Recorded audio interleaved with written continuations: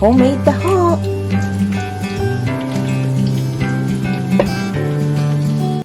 I'm Aiza and welcome back to my YouTube channel.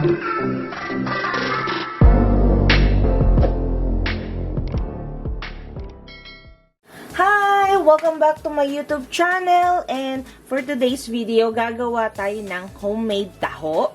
And since nandito ako sa Amerika, syempre walang naglalako ng taho. So, ayan. At kung bago ka pa lang sa aking YouTube channel, hello, and thank you sa pagbisita. At kung hindi ka pa nakaka-subscribe, mag-subscribe ka lang, i-hit mo ang notification bell para maging updated ka sa tuwing ako'y mag-upload ng video. So, ayan, ang ingredients natin is Silken Tofu. It doesn't need to be organic. Ito lang kasi yung available sa store. Tapos, may ginawa rin akong black tapioca pearl kagabi. And wala kasi ako nung ordinary na sago. And then, pero kung meron kayong available, kung anong kahit colorful na sago yan, go yan. Ang ginawa ko is, ano ba yan? Pinakuluan ko lang siya sa tubig and ilalagay ko yung link sa description box para kung paano ko siya ginawa. And then, meron tayo dito 1/4 cup of water. And,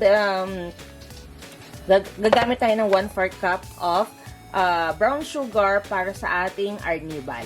So, ayan, sisimulan na natin. So, ayan, mag-start ako. Lagay muna natin yung tubig. 1/4 cup. Tapos, 1/4 cup na asukal.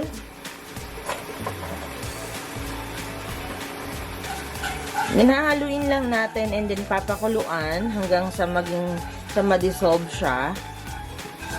And this is for small batch only since ako lang yung kakain. So, yan. Antayin lang natin siyang lumapot.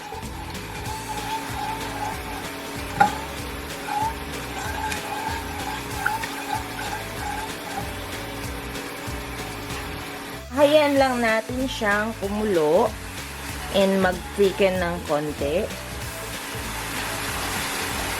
Then, isa-set aside natin at papalamigin.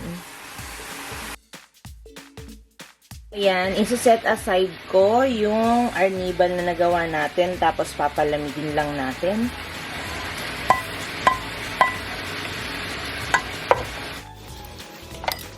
Okay, tapos, since hindi ko makakain lahat, ang gagawin ko is, ililipat ko siya sa isang bowl.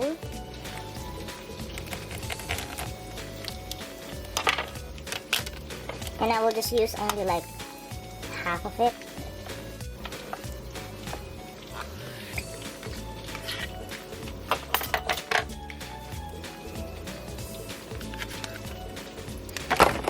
And we're gonna heat up in the microwave for like 2 to 3 minutes. Yan.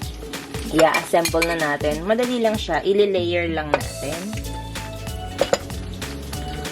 First,